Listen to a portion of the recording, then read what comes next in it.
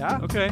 Yeah. I'm going to pretend I hear the music. Live from your DEI branded punching bag kit for children. Ooh, I think I might buy that. For children? It's a Business Pants Friday show here at January 24th studios. I believe that's right. January 24th, 2025. Featuring analyst whole Matt Moscardi. Woo!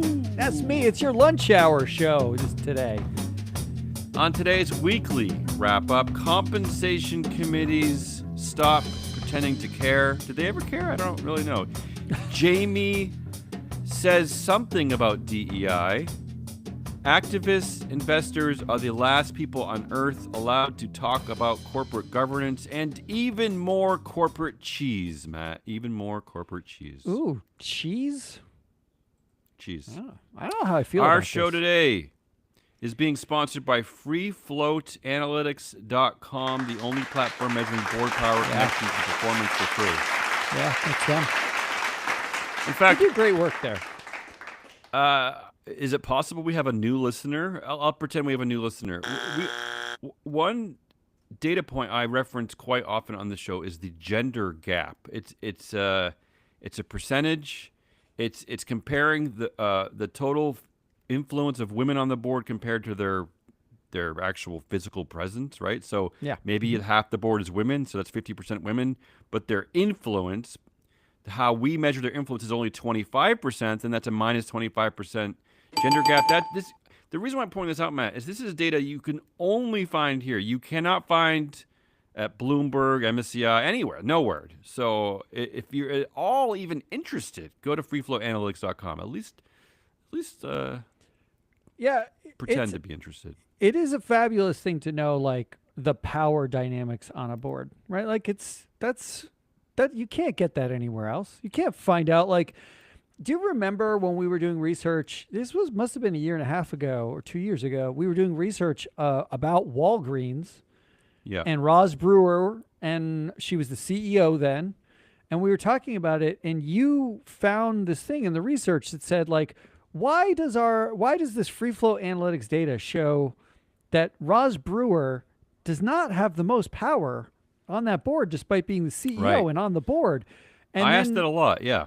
And you asked the question, and then we did this dive into it. In Free Float Analytics, it surfaced the fact that Stefano Pacina was the executive chair and owned 17% of the shares, and that Roz married Brewer to the COO. Married to the COO, which wasn't written there, but we found that out.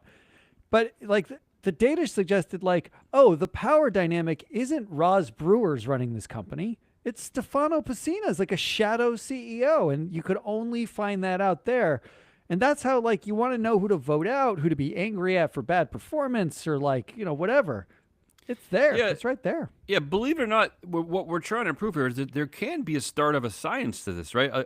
As opposed to just like finding the oldest person or finding the person who attended the fewest meetings or just something arcane and idiotic. Like you can actually begin to use the brain, at which you probably went to. I'm guessing a lot of our listeners went to pretty good schools. They're pretty highly educated. You can start to use actual analytics and data. All right, I'm talking too much. Can we just do the show? Oh, you want to do the show instead of talking about this stuff? I guess we can do the show. Although this is important. Yeah. All right, let's do it. This is important. Yeah. All right, first up is story of the week. Yeah, and the reason why I'm moving on is because I've used some of the data from our database, freeflowanalytics.com, to punctuate some of the stories of Story of the Week. So story of the week, me. Let's begin with the most depressing one from my perspective. Trump, new president of the United States, Donald Trump. Trump signed an order ending DEI. It's a kind of a misleading headline, but the headline goes on to say, here's what it means for Fortune 500 companies. So I think everyone knows by now that the Republican Party and Trump are very angry, very triggered by DEI programs. They're trying to get rid of them any way they can. But I wanted to point out that the reality of the situation, this is according to multiple legal sources, this is from a article out of Fortune, are pointing out that Trump's order and action do not constitute a change in the law. So it does not it doesn't actually mean there might be more attention on DEI programs from the perspective of the federal government. It doesn't mean that CEOs at Fortune 500 companies have to immediately dismantle the DEI program. There is this misleading information going. Hard to believe there's misinformation going on in our society, Matt. But the tone of the message is that DEI is discriminatory and illegal, and that's why we have to get rid of it. That's not what's happening. It's just that the current administration is going to spend a lot more time focusing, and they might scrutinize. So if you're the CEO of Apple and you have a DEI program, it's possible the federal government might spend more time scrutinizing what your program does, what it's trying to achieve, the data behind it. But it doesn't mean it's illegal and you have to scrap it. That's the point of this story to me. The worst part about this, part about this, like, sort of man-flake policy, which is like all this anti-DEI, it's a bunch of man flakes. Let's be honest. Like they're so triggered. Middle school boy flake. They're triggered. It is really. It's like a bunch of betas from middle school who are little boy betas. The worst part about it is a lot of like there's good work around diversity and equity and inclusion issues, right? Like, the reason why you do this work is because you have historically marginalized communities who have not been included in the workforce. You basically have narrowed your talent pool down to largely white, largely male cohorts because you have systemic bias against other groups. So the effort was to expand the talent pool, maximize sort of diversity of skill and execution and risk management and thinking, and so cognitive diversity. All of those things. Those are all good things. But could any of us inside of ESG, and I remember this being the case like 5 years ago when this started to crop up a lot, could any of us inside of ESG really understand what a chief diversity officer's job was to do? So the worst part is, like, it's almost like we clumsily did DEI as a reaction to hundreds of years of systemic problems in this country in particular, but countries that are largely white and run by men that have diverse communities in them. We clumsily sort of solve for that by saying, like, oh, just make a chief diversity officer, say that they do diversity stuff, and then it'll be fine. No one will ask us any follow-up questions. It was all, we said it was like a greenwash at the time. And now that they're shuttering it all, now it's outraged that they're shuttering it all. But the man flakes are shuttering it because they were terrified to lose their jobs. Like, they're terrified, it's like to realize that they didn't get their job by merit. Yeah. I don't know that they're actually terrified of losing their jobs, but I understand the narrative they're putting out there. I get what you're saying. But it's like everything about it sucks. Like, it's like it sucked to begin with. It didn't necessarily like attack the problem, but like by having a chief diversity officer or like a diversity team, even that didn't necessarily solve the problem, but it was better than not. I agree with what you're saying. Okay, but this is my point of contention with all the crazies out there, all the Desiree Fixlers of the world. She's like my least favorite anti-ESG crusader is and I'm not, look, she's allowed her point of view. Fine, she doesn't like ESG. The thing that gets me, Matt, is that we're now in a place where everything is completely knee-jerk. Everything is mob rule, and no decisions are based on a body of evidence to support a move or a shift or change. So what happens is that we hire a diversity officer, say 2 years ago, but we don't even let that person create a program to even make a difference. You know what I mean? It's like nothing. It's just everything is just so fast and knee jerk that we're not even eliminating these programs because the data is proving X. We're just eliminating them because we don't like them, and that's it. So and then the people are just saying they don't work, they're discriminatory, they're illegal, and nothing is based in reality anymore. Nothing's fact based. That's what gets me. But I totally agree. I mean, having a like putting in place the diversity teams for most companies was a knee-jerk reaction to George Floyd, and now getting rid of them is a knee-jerk reaction to the man flakes. And it's they would have needed at least 10 years to even start to make a difference. I mean, you don't solve systemic bias in 2 years, right? Like, so that's all I'm saying.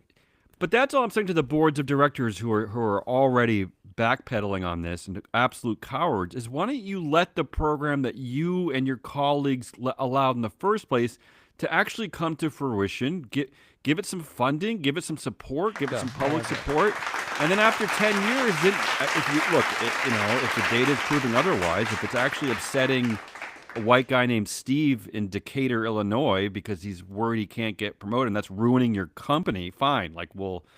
But yeah, I digress. I'm joking. But can we not cater to the white guy named Steve?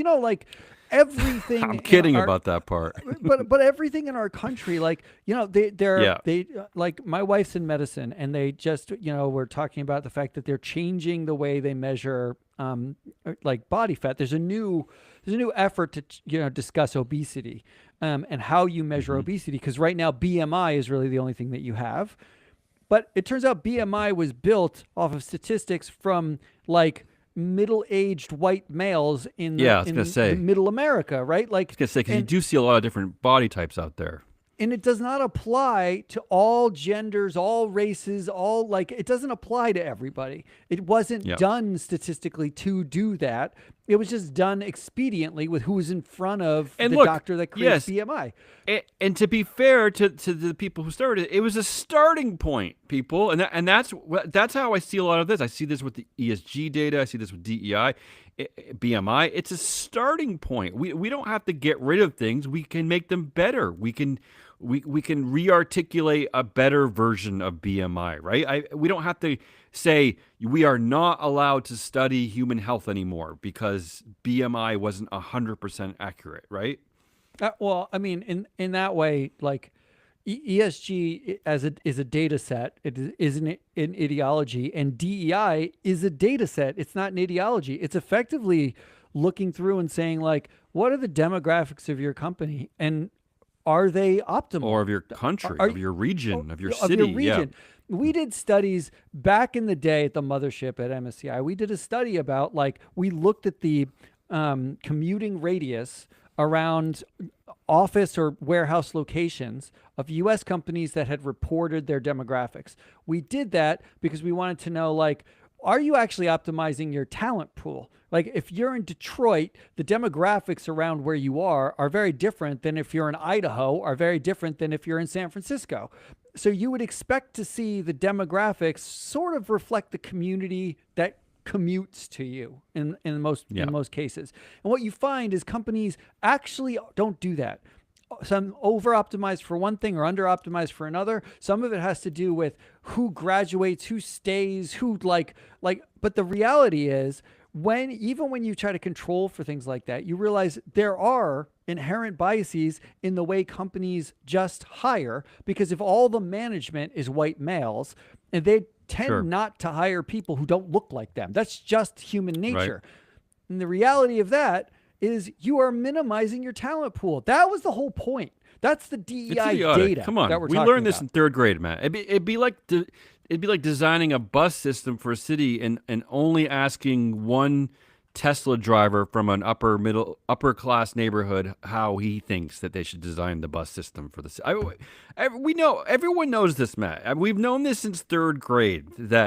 Come on, this is common sense stuff. What are we doing now? Here? It's what are we doing? It's so triggering to me that this whole DEI discussion it's terrible has hit this peak, because, or nadir, whichever one you want to call it, because it's now it's being driven by to your point, the knee jerk of man flakes. This is what we talked about right before we signed on too. Is how do we? I asked you, Matt, specifically. Are people as upset by this as we are? When they see these headlines, how do they react? And what behavior does it actually affect? Do they, if they are invested in the stock, do they vote against certain things? If they're consumers of the brand, do they change their buying patterns?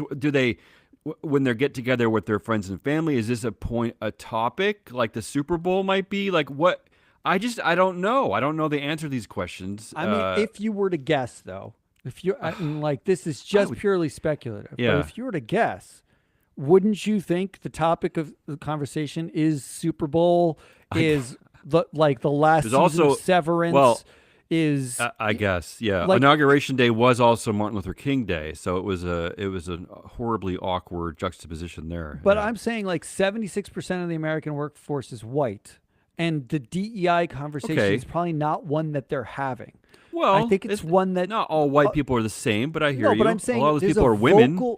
A very vocal minority of people that are making waves on either side of this conversation. No, you're right. And the vast majority of people are just sitting in the middle. They want to turn on the game. They just want to have they want their chicken to be fried and cheap, and that's and then they're happy to just have complain about how much Netflix costs now, right? That's kind of it.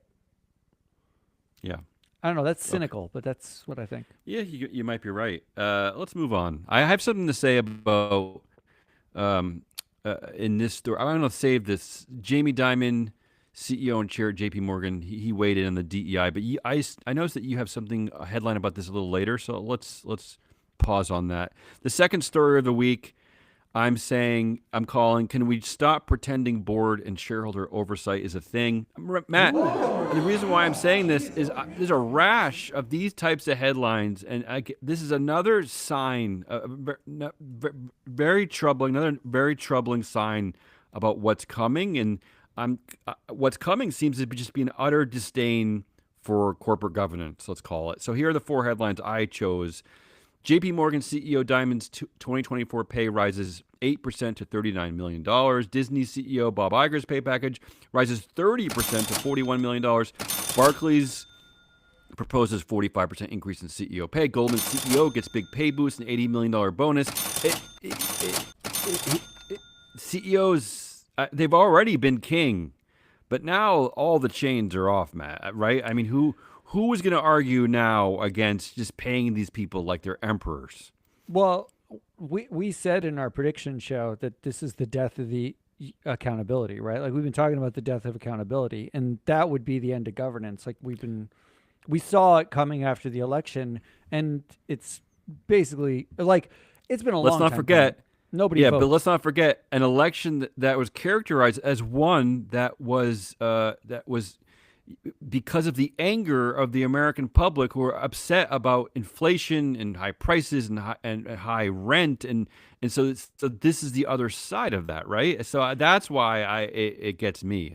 That's why in my mind, me. the DEI story and this are linked, right? Isn't the DEI thing a look over there while we pay ourselves over here? Isn't that always what it is? It might be. It might be. You're signing an executive order on DEI just days after you launched a meme crypto coin in your name that has no tradable value except to make you a billionaire. This while you have sort of all these companies bending over backwards to basically put on knee pads at the seat of Trump, and at the same time that might also. Yeah, that also is what the DEI story about, is that you are trying to please Trump, and this is one of his pet peeves, the DEI programs, and you never cared about DEI in the first place. You just thought in 2020, after the murder of George Floyd, you thought that the American culture was shifting to actually care about systemic racism. I think you're still right, but public opinion would say right now that you're wrong, so you're going back the other way. Seven guys named Gus would say you're wrong. That's it. Okay. I'm gonna try to get in a better mood. That's my second story of the week. Is all these incredible boosts to CEO pay already in January. Third story of the week. I always promise to try not to pick anything related to Elon Musk, but this story just had a lot of legs this week. I had to pick it. I know you don't want to talk about it. I don't want to hear it. Because you don't have to vote for it, but I'm going to mention it because it was everywhere. Monday at the inauguration of Donald Trump, it would appear that Elon Musk essentially gave the Nazi salute several times. I mean, that's what it certainly looked like it to me. And now, of course, Elon is on his own social media platform making Holocaust jokes. And look, we know this is who Elon Musk is, but this is a story that had legs, so I had to pick it for one of the stories. I don't think Elon Musk is saying that he's a Nazi. Well, he did support yeah. I think he's a middle school boy who thinks it's funny. I think he has no actual understanding of human emotions or like the long trauma of people in this country and other countries. Yes, of course, I agree about that. He's in it for the short laugh. As a rich kid from South Africa, you're probably right. He's a fucking man baby. He's a man flake in the worst possible way, which is to say he was never popular in middle school. He got picked on and beat up, and this is his opportunity to dunk on whoever he wants to dunk on with absolutely no repercussions. He is the tip of the spear of no accountability. Not only that, but growing up in an apartheid state, he was probably raised to think that the people fighting for their rights were crazy. Like, that the black people in South Africa were idiotic to fight back. I don't even care. That to me isn't the point. To me, actually, here's the point. There are adults in the room who voted for his brother and James Murdoch to rejoin the board. Of course. They vote for his pay. They repaid this motherfucker. And they're also consumers. They're also just normal stakeholders, consumers who continue to use X if they don't necessarily believe, or they continue to buy Teslas. I just wanted to point this out because it made me laugh. This is a headline from The Guardian about this. The gesture speaks for itself. Quote, Germans respond to Musk's apparent Nazi salute. Some say it was an unambiguous Nazi salute, but others are unsure and say focus should be on Musk's stated support for far-right parties, for the neo-Nazi party in Germany. So I don't know. It just made me kind of a sad, cynical giggle there. That he might not be giving the Nazi salute, but he does support our neo-Nazi parties. So maybe we should focus on that, right? I mean, this is just a mess, just a monstrous mess. Everything he does, there's no point in trying to parse it. The point is he an adult or is he not an adult? And do you want an adult running a $1 trillion company or not? They had sales drop for the first time ever last year. No one, he's alienated so much of this country and Europe and all of his base markets that they don't want to buy his fucking products. Now, if you're a capitalist and you're all about meritocracy, why do you tolerate that? Why is that okay? Why do you not divest? Why do you not vote him off the board? Why do you not vote his brother off the board or James For our company and this show, that is the question, right? Why not just attempt to hold him accountable? Fathomable to me that if you are an adult, like if you voted him off the board tomorrow, people would buy Teslas again. If he was not at that company anymore, wouldn't you? But the cars are great. He is an absolute shit show manflake. I do not want to buy a car from him, but if he didn't own the company, he didn't make money from it, I would buy a Tesla. Well, what's odd to me is that if he was a high school student with all this abhorrent behavior, he would be reprimanded and punished. Oh, he'd be kicked out of the school. Oh, yeah. But in the real world, everyone's afraid because I don't even know why they're afraid. But he has so much money. That's the third story of the week. Fourth story of the week is one for me. Here's the headline. Starbucks lead independent director Melody Hobson to step down. Matt, is this the only time in history that we're ever going to see the words lead independent director in a headline? We're never going to see this again. This is Melody Hobson is such a figure, I guess, in the corporate governance world that we're calling her out by her title. No, I mean, this is incredible. I just think it's incredible. But here's the other takeaway at Starbucks. There are no more black people on the board, and there are no more women in leadership positions. That's the takeaway at Starbucks. Well done, Starbucks. That's it. It's over. It's over. You purged yourself, Starbucks. Now you can say Merry Christmas on every one of your cups. So I had to include this one because Starbucks Melody Hobson always been one of my corporate governance favorites, and I'm just amazed once again that we had a headline with the title lead independent director in it. That's just I'm amazed if this is less than a 3-hour show because now I have to pick a story of the week and I don't know. Yeah, I looking ahead, I think we're gonna get out of here. I think it's gonna be okay. You know what I think? I think the story of the week is actually, it's not the DEI one. it's definitely not the Musk one. He's he's the anti-story of everything. It is the CEO pay. I really think oh wow, that's a really good pull, in as much as those are just headlines from this week, right? Like, yeah. You see what happens when accountability is not taken seriously, and when month after month, year after year, this backlash against ESG. Let's not forget G is part of ESG.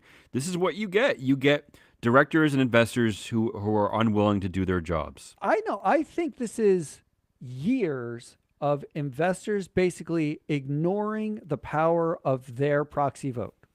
They didn't care about it. They don't fight for it. They don't care about it. They vote in everything. They vote yes on everything that management says. They vote no on anything management doesn't say. They don't want to look like they're stepping odd, in. Matt. Which is odd, because when you hang out with most people, they'll do everything they can to tell you their opinion about everything, about the game, about the weather, about the food, everything, about how well their community is like plowing the snow, whatever. They want to talk they never want to stop telling you what they think is best. But in this situation, you're right. We're suddenly all silent.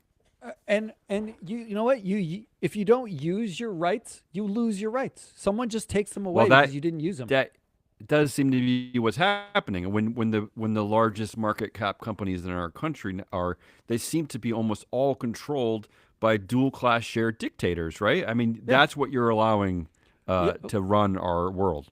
You made an exception for the one, and now the floodgates are open. All right, let's try to speed up now. All right, let's speed up the next one. All right, we're on. What are we on? Goodliest. Yeah, I'm going to start. I actually have three. I'm going to go quickly. I have an oddball one to start with. I'm trying to become a more balanced person. I'm going to pick a Goodliest with Trump in the headline. Trump has a message to CEOs: build in America or pay up. Look, that's not bad. I'm happy. I'm just like, I'm looking for opportunities to not just hate everything that that he does or the right does, and I'm in alignment on this one. There are a lot of manufacturing cities and towns in America that are just absolutely left behind, absolutely depressing places with no hope, just bleak, and I just have to. I got to applaud this idea that we do need to bring back manufacturing jobs or just jobs in general, good living wages. I'm okay with this. All this. Sure. All right, moving on. How about this confusing headline for Goodliest of the Week? I feel like this serves our platform very well, our company. Voters who back Trump identify new swamp to drain: corporate power. What? This is what I keep reading, Matt, is that a lot of his voters and supporters are angry at corporations and CEOs and boards, even though their man Trump is like, he is the CEO whisperer. But it's just so confusing how people really think in this country that I loved it. I was just like, yes, I agree with you. They like that, like he's making them bend the knee, right? Like it feels like corporate America bends the knee to Trump now. They're bending the knee and getting $10 million raises. Is that what's happening? Killing their DEI. Well, I mean, and when Trump is gone, right? They're going to lose their jobs. How many Trump supporters read proxies? I mean, how many people read a proxy? Right? Like, how many know that's actually happening? Maybe more after that headline. And my third headline, quickly, for Goodliest of the Week: Trump's Doge department is now down to just one leader after Vivek Ramaswamy steps down. I'm just happy he's gone. Can I be happy about something? I love that the Department of Government Efficiency got more efficient and lost a co-CEO. Yeah, they had a co-CEO, two of the least cuddly CEOs, and one of them's already ditched it. Well, one of their co-CEOs was like not qualified, never done anything actually to like make money except take money from investors. The other one has 7 fucking CEO jobs, right? So yeah, and he's one of the best video game players, I guess, in the globe. Yeah, it's awesome to be a middle schooler. Talking about Elon Musk. Yeah. All right, I have two. One is literally, I don't know why every time I see a headline like this, I just can't. It's just catnip for me. Microsoft signs forest reforestation deal to remove 3.5 million tons of carbon. Is that a lot? 3.5 million tons? I don't even know anymore. I don't care how much that is. Yeah. I just love that. I think, why don't we just turn everything back into a forest? Wouldn't we be happier? Well, with birds and trees. And the reality is that I think science proves that, yes, actually, we will be happier. We will know for a fact, and probably a lot of our listeners know that, and this is what doctors have been saying for several years now, you take a walk through nature, like through the woods, I dare you to be like depressed the whole time. I defy you. It does. You're right. It does have a calming therapeutic effect. It's just true. And if that reforestation actually does remove carbon over the next decade, I feel like that's win-win. I'm happier and I can breathe, right? What else you got? That's the second one I have is something that you alluded to. This is the headline: Jamie Dimon is doubling down on JP Morgan's DEI work as conservative group targets Wall Street. Bring them on, he says. Yes. He says, let's fucking go, racists. Bring it. Let's talk about this for a second. The always beguiling Jamie Dimon. We've talked about Jamie Dimon for years on this show. I love it, but then I right before the show, I pop open the JP Morgan's website to look at their operating committee. This is the 15 executives that basically control the company. One person of color. Ooh. An Indian man who is in charge of, he's the CEO of International Consumer and Wealth. That's it. Although some credit that half the committee are women, and the same with his board. About half the board are women. But again, there's not a lot of people of color. The women don't have a lot of power. So I'm just confused by Jamie. I'm confused. One person of color on the operating committee. But then again, I like the message. I like the pro DEI message. I just don't know if this guy is full of shit or not. I just can't tell. I think actually he's operating with the matter? data set. I think actually, which is what he should be doing. I think like what I like about this and Costco, right? Like, I actually think there are places that operate with sort of like, when they do a thing, they've thought it through, they collect data, they're more rigorous about their strategy or the strategic thinking. I think what you're seeing is anyone who's doubling down on DEI, which is basically Costco and Jamie Dimon at this point, and JP Morgan, anybody who's publicly doubling down and willing to sort of face any pressure around it, either just has deep moral conviction, which is possible, unlikely, but possible, or they've done the work. I think he probably did the work and he came out the other side and said, there's value here. We're going to exploit the value. That's what we're going to do. Let me at least just apply the data from freeflowanalytics.com to this story, which is that Costco actually does have a balanced board. The women have power on the Costco board, okay? So it's not completely surprising that they would support DEI. It's not the same case at JP Morgan. The women clearly don't have power. I think it's a minus 20% gap. So if you're an investor or a shareholder or whatever listening to this show, here's your leverage to pressure Jamie. Be like, Jamie, we absolutely agree with you. Brilliant, but let's work on some leadership positions on their board. I couldn't find a single woman with any meaningful leadership position on their board, unless it was like women controlled the public responsibility committee and the risk committees, two types of tasks that are usually left with women, right, to clean up the mess that the boys make, essentially. Yeah, it's be mom and clean up. Yeah. Right. So anyway, those are the good list. I'll just pick trees. Yeah, it's 100% trees. I don't care. It can't be anything else. It can't be anything else because it can't vote for the others. Yeah, all right. I like trees. Are you ready for holiest of the week? I don't know. I'm always ready, yeah. All right. Let's do this thing. First up is John Deere. Oh, God. We talked about them in the past. What's new? Okay, what's new is they have a new proxy out and a new annual general meeting coming up. So good. This is a message for John Deere. John Deere. Got it. Instead of sticking up for yourself against a pretend journalist with zero credibility who's basically pretending to be an ESG analyst and really... You're talking about Robbie Starbuck? Yeah. He's really just like an anti-gay middle school boy, right? Yeah, he's a nothing. He's a nothing. He has no. He's He does not have the background for this fight. Not like forget background. Other than anger. Other than getting retweeted by Elon Musk, he was nothing. Yeah. Like he was nobody. No, still is nothing. Instead of sticking up for yourself against him, you caved. You caved to him. You caved, and now in your proxy, you have not one, but 3 shareholder proposals about DEI. Are they? How many are from the National Legal Whatever Center Policy? Well, there are 2 of them.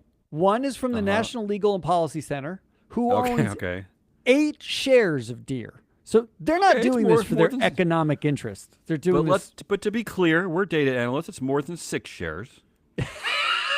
Your math is correct. I can check that for you.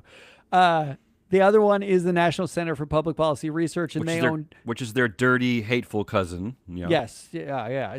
It's their ugly uncle. They own $2,000 worth, so good for them. Oh, but there is a third from Boyer Research. Do you remember Boyer Research? Oh yes, unfortunately I do. Yeah. They own 100 shares, and they're the providers of ISS's ESG skeptic policy. Yeah, they're the hateful alternative to normal investing. You want to know the deep research team of Boyer Research? On the deep research team at Boyer Research are 5 people with the last name Boyer and 2 other people. Wait, Matt, but wait, stop the recording for a second here. What about the meritocracy? I don't understand. They all got there by merit. I'm confused. Yes. They just happen to be related. It's not same with Robbie Starbuck, right? He had a long legal career, a long career in ESG, a long career in like diversity issues and journalism, and that's how it's the merit of his background that lets him be the leading voice to argue against programs that benefit large swaths of our land. He's an academic who did the research first and then wrote a paper about it. Got it. All right, so this is what you get, John Deere. Here's what you got. You got there's a 4th proposal from As You Sow, who has 26,000 shares that they're voting on. But that's a bit. They wrote this more, on behalf a few more.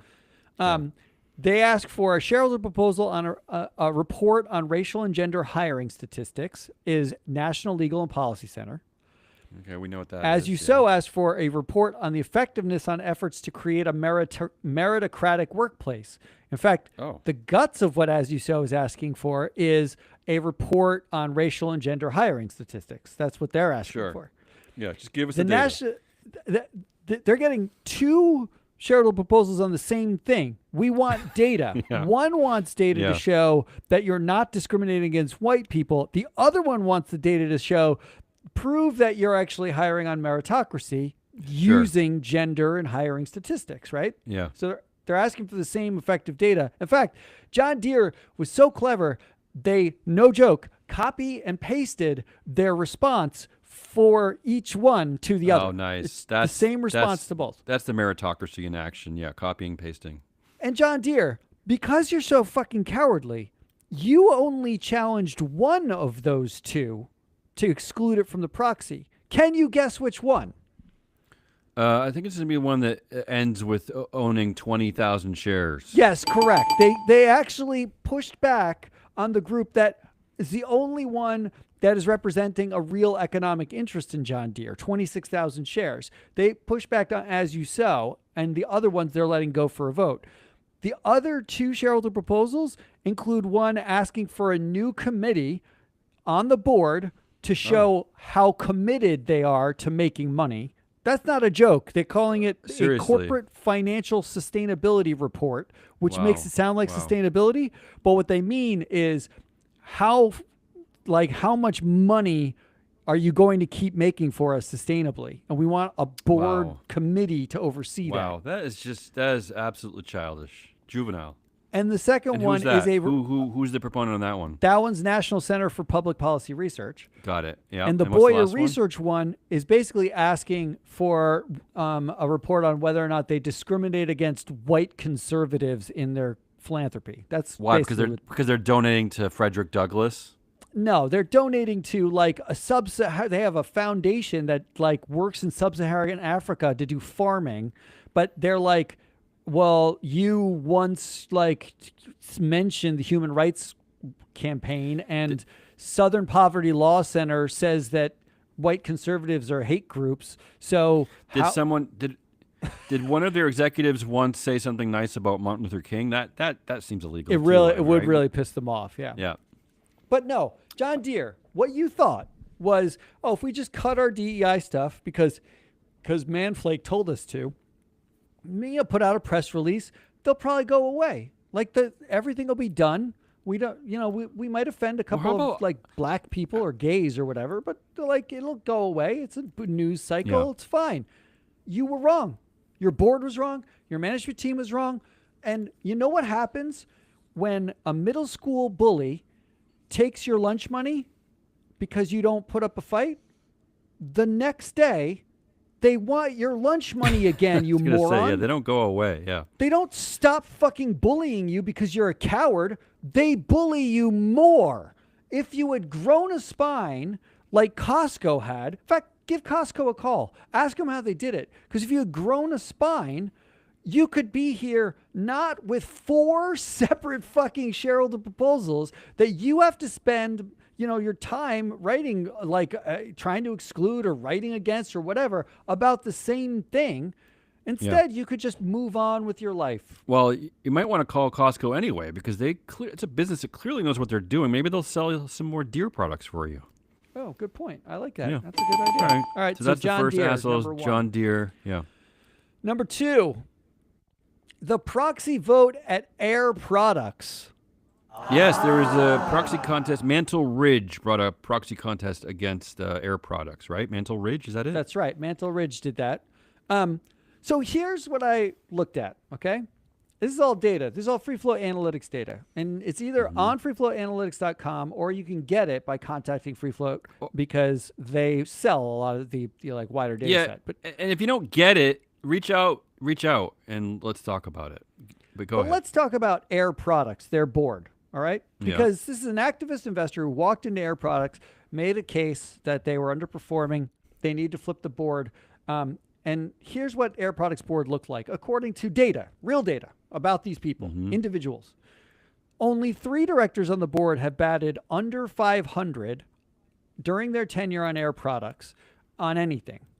And 2 have been on... 2 have actually batted under 500 across all the boards they've been on in the last 7 years. So these are not dramatic underperformers. They're pretty average. They're not underperforming. The 80-year-old CEO of Air Products has been on the board since 2013, and he has 32% influence. Ghassemi, yeah. Ghassemi, yes. There are 81 current directors that are 80 years old or older with more than 30% influence in the United States, 21 of whom are CEOs. Okay. Meaning he is one of he's one of 21 CEOs in the United States who are the same age with the same amount of power or more. This is all market cap size, not just large cap. All market caps. And all of our data. Okay, got it. Of those 21 old, powerful CEOs, 12, about just over half of them, are worse than Ghassemi on TSR and earnings. Meaning he is average. He's the middle of the pack. He's old and powerful and average relative to other old, powerful guys, right? Yep. 22% of the Air Products board are connected through other directorships, interlocks. Okay. There are 900 U.S. companies with a higher degree of interlocks. 12 of those companies have directors over 80 years old with greater than 30% influence, meaning there are, what I'm getting at here. Yeah, what are you getting at? Help me out. There are over a dozen companies that are worse than Air Products. Okay. Right now in the data that have been worse for years. Underperforming boards, highly interconnected boards, old and no succession, plan necessarily articulated with CEOs that are old and powerful. But Matt, if an activist investor doesn't say something about those companies, are we allowed to care? Well, here's what drives me. Here's the fucking assholery of it. Go ahead. what the fuck does ISS and Glass Lewis do all day when this is what they wrote about Air Products only after Mantle Ridge takes a position and makes their case?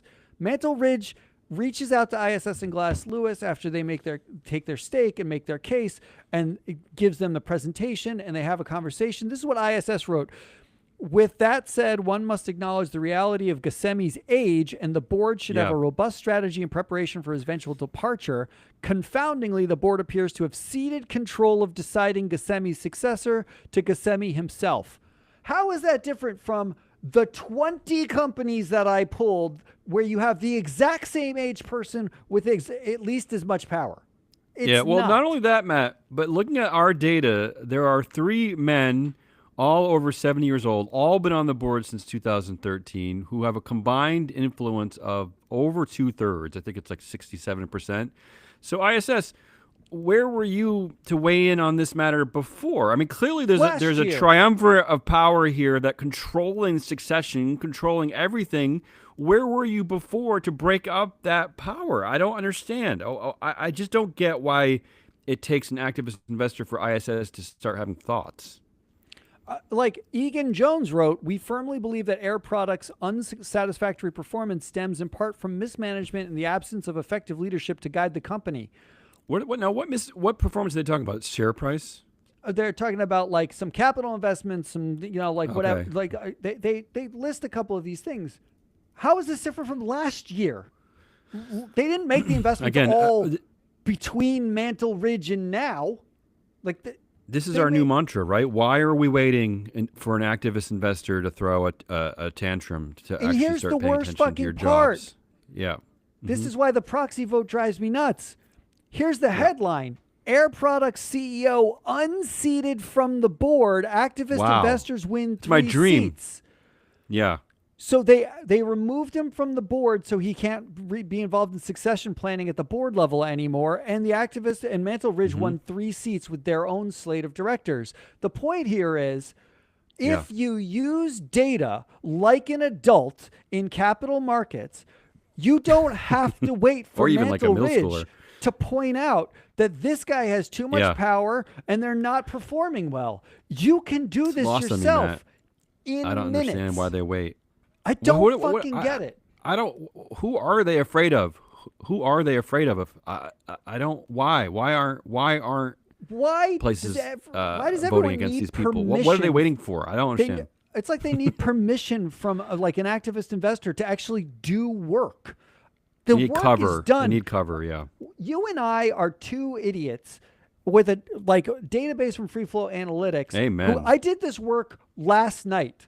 I found all these companies last night. I could do the research in one night to identify 20 companies that are almost exactly the same position in terms of their board makeup, the power structure, the performance dynamics at the board level. And then if I took another day to look at some of those companies and some of their strategic decision making, I could actually have a really cogent argument for a couple of people to vote against in this year's proxy, and I could do it in effectively one night. I am one guy. These are places that have teams covering thousands of companies, and they're doing it badly because they don't have the data. I don't understand it at all. I really don't. My recording has stopped. That's all right. Just keep going. I'll figure it out later. Or do you want to jump off and jump on? Well, it said my recording has stopped. Do you think that's true? Probably. While Damien's gone, since I'm still live streaming here, if you're an investor, I'm going to talk to you because Damien's not here. If you're an investor, the data exists. You don't have to make decisions in the dark. I actually know stewardship team. I've talked to a lot of stewardship teams, a lot of analysts at the analyst level who tell me all the time that they would love to do more if they just had the time or the resources to do it. I know that stewardship is looked at as an expense, not a source of alpha, because really what you're doing is you're kind of playing defense, right? You're effectively, stewardship is about protecting your asset. That's a defensive stance. That's not offensive. So when you end up in a position where a portfolio manager says, why are we spending money on this? It doesn't generate alpha. The fact is, it's really hard for you to go out and say, well, we're avoiding losses, right? Because it's hard to prove. You can't prove the negative. But there is scalable data that exists to do this. There are methods to do this. It's 2025. You don't have to rely on ISS waiting for Mantle Ridge to take a position in Air Products before anybody has an opinion about a board member or performance or switching a board member or anything like that. The fact is, you can do it now. We're doing it with a team of two and a half. Right? Ari, is we're still working with us, doing a lot of this research. We pump out this data all the time. It's on a free platform. You can actually see it. It's infuriating to think that in an age where accountability matters more than ever, especially as you have a group, I mean, they're calling it the broligarchy in this country, right? But the whole world is shifting in a way where we're sort of ceding control to a very small handful of millionaires or billionaires. They're millionaires. No one's ceding it to millionaires. Billionaires, almost trillionaires, nearing trillionaires. We're ceding control to a very small handful of people. It's been happening over decades, but it's really sort of like effectively the populist vote is pushing it even further. Accountability matters more now than ever. And if you don't want to be seen as not holding someone accountable, you want to talk about the meritocracy. Meritocracy can be a number. It can be, how did you actually perform during your tenure? We'll give you three years. How have you performed? How have you added value? Can you prove that you added value? What does this team look like? What do the skills on this team look like? You could do all that. You could do that analysis right now. You can do it for 9,000 companies on Earth on a database that's free. We have the data for 90,000 active directors and 220,000 directors in over the last 7 years. We're two jamooks. We're like, who the hell are we? We recognized that there was an opportunity here to build something, and we built it. So that's the end of my rant. Damien's signing back on. And we can move on with our asshole of the week. Are you back, Damien? Do I get to vote on an asshole of the week? I'm going to do the next one. I gave a pitch for why investors should be using data. Keep going. So that's number 2, Air Products. Keep going. Proxy vote. Number 3, Will Hild of Consumers Research. Oh. This is another one this is like the second cousin to the National Labor Public Policy Research. Mm-hmm.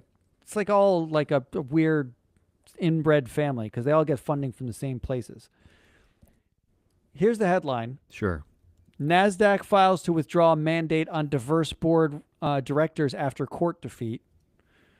So NASDAQ had a rule about diversity on boards. They lost in court. That basically they couldn't have that rule. The reason being it didn't conform with the sort of exchange, rules set out for, nationally recognized organizations for exchanges. And they are forced to revoke that rule.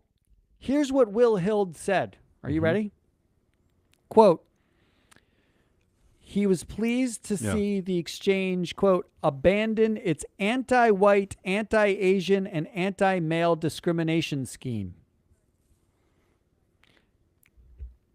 That's what he took away from their diversity mandate. There are 24,960 directors in the United States. 17,453 are male. They have the average influence of 1.4 women, meaning it would take about 1.5 women on a board to equal one dude in the United States. Okay. Yeah. See it White all the time. and Asians are 83% of directors.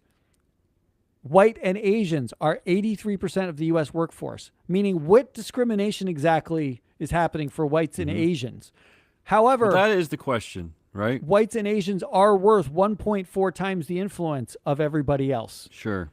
In fact, Will Hild's most discriminated group, white, Asian, male, is worth on average 1.8 times the average black or Hispanic woman on a board in terms of influence and power. what discrimination are you fucking talking about, you big baby? By the way, when you talk about Will Hild, is that how you say his name? Will Hild? Yeah, Will Hild. It's not his actual. You should call him his real name, Matt. It's Will Hild III, just so you're aware. Oh, I didn't know he was a third. Oh, he wasn't wearing the monocle. Yeah, so just so you know, you should use his proper suffix. I don't really want to spend more time talking about this idiot. Does he have anything else to say about him? No, I don't. That's it. He does make a good living. He makes $300,000 a year at nonprofits. Multiple nonprofits. Oh, wow. Doing this, talking about this. Yeah. He's trying to fight. He's fighting back for the glaring lack of white male power in our country, Matt. I mean, he's totally right. In fact, when you look at I'm looking at the president, all the presidents of the United States. You know, do you know there was a black president? We had a black president. That just seems like we've gone too far. No, I mean, wouldn't the data suggest that in the last 3 presidents, a third of them are black? There aren't 33% black people in America, are there? That's true. So I think we've gone too far. 3. Yeah, I'm just using the data here, and we did have a woman running for president. It just seems like a step too far. I'm just gaming out the data in my head here. I don't really have a firm conclusion. If you do the math, many women have run for president. So which seems like we're going crazy with this DEI Seems a little stuff. woke. Seems a little woke. All right, those are your 3 assholes: John Deere, Proxy Voted Air Products, and Will Hild. I mean, John Deere we've talked about several times in the past. John Deere, again, angers me for this reason alone. You could have just taken the nonsense that came from Robbie Starbuck and said, look, we have a very small percentage of our stakeholders who actually don't have any expertise in this area, who are angry at us for some of our programs that we've some of our corporate level programs. So we're going to acknowledge the anger that comes from both sides, and we're going to spend some time, looking at the data and seeing how these programs are being run and what we can do about them to improve them, instead of just bailing because someone with absolutely no expertise. Right? This is what makes me just question the sanity of any of this. I mean, there's nothing about meritocracy. Anyway, I don't want to get down this road. The second one. This is another one you talk about a lot. What are investors waiting for, right? So this is our new thing. Is that I guess they're waiting for an even louder activist investor to say a thing before they are allowed to say a thing? Permission from daddy? I don't know. They're piggybacking off of their actual research, because I guess the people at ISS and Glass Lewis don't do actual research, or they're not allowed. That's a good theory. I like that theory. I mean, ISS and Glass Lewis, why? Let's talk about the meritocracy. Why are you hiring these people in the first place? What are their credentials that suggest that they do research that leads to conclusions like voting out people at Air Products? Because to Matt's point, they're not doing this in normal quiet years. They're only doing this, when activist investors get angry. And the third asshole, Will Hild the third. I'm going to go for Will Hild III. He's really? Wow. I wouldn't have expected that. Well, only because it's just not... one thing I do appreciate about this show, I know it can be long-winded and ranty, and maybe we're overdoing it at times, but what I don't see is other people spending as much attention that we do on places like the National Legal and Policy Center, on people like Will Hild. I think more attention needs to be paid to their juvenile level of hate and boy flake. Would you call it boy flake? Man flakes. Man flakes. Yeah, it's sounds just like a enough is enough. cereal. I need to be called out more. It's crazy to me. It's just crazy. So that's my vote for asshole yes of the week. All right, let's do headline winners and predictions and get out of here. Can we wrap this up? Yeah, I think we ranted both enough. of our headlines seem very similar. My headline is Velveeta just made nacho cheese you can stick in your pocket. I'm deep out on that. I'm serious. It's called Vel2Go, a pocket-sized packet of nacho cheese. So maybe this is what Robbie Starbuck should be angry about. Is that woke or not woke? Because this is what the meritocracy has led us to. Is led us to like pockets, little packets of obesity pockets. Do we need this? Wait. Also, is the cheese? can they legally call it cheese, or don't they have to like call it like cheese product? Right. I think they can't legally call it cheese because it's not cheese. Well, I chose you're one. You're asking, and by the way, that's Kraft Heinz. That they own Velveeta. Yeah, go ahead. I chose one that just made me giggle because if I leave out the last 4 kind of words in this, it just made me giggle. Mm-hmm. Marriott elects Taco Bell CEO to board of directors. I just like Marriott elects Taco Bell. That's there's no people involved. Okay. It's just a company elects another company. That's all. I like that. I don't know. Made me giggle. Yeah.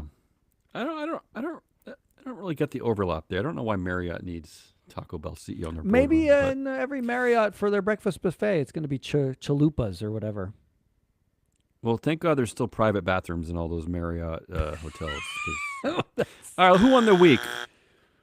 I think lawyers won the week. Like as Trump was sitting on the dais, like signing executive order after executive order, wasn't like 40% of the law firms in the United States just like high-fiving the lawsuits they knew they were going to file against every executive order? I feel like they won. Isn't they? But it's confusing, Matt, because aren't a high percentage of law school graduates now, aren't they women?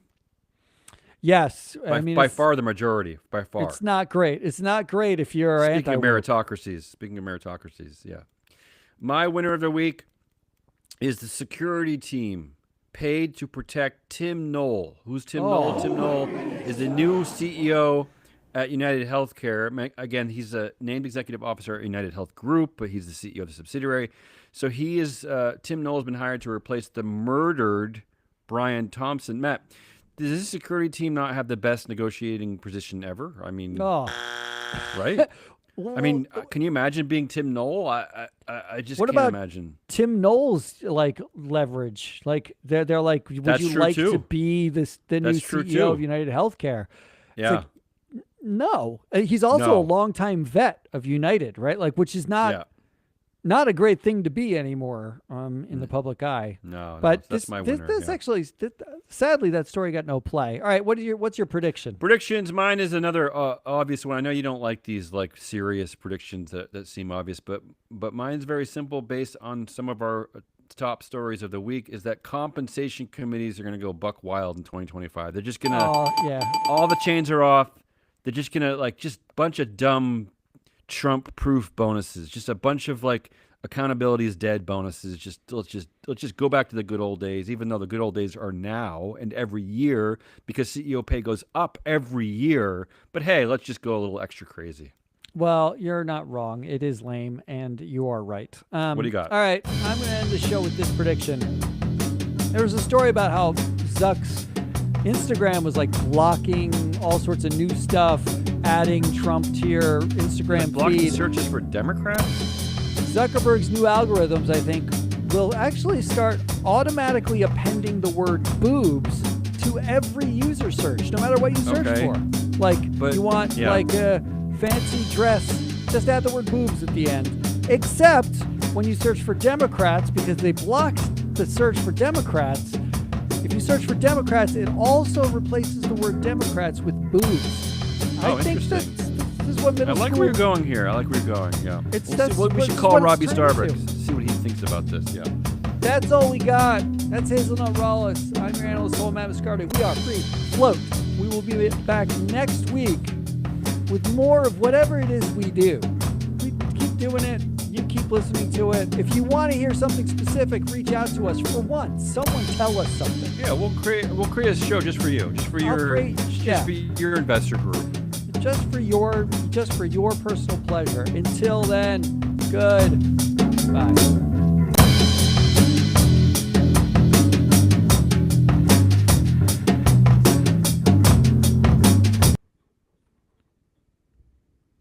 That seemed like a disaster. Oh, we're going to see what happened with your recording. The whole thing is a disaster. I don't hear the music. You keep pausing and not sync. I don't know. It must be, I don't know. I'm not losing it at all, so it must be on your side. Well, the fan was going crazy on the laptop, so even though Chrome was my only app open, so I don't know. Something. It's not happy about something. All right. All right. I'll talk to you later.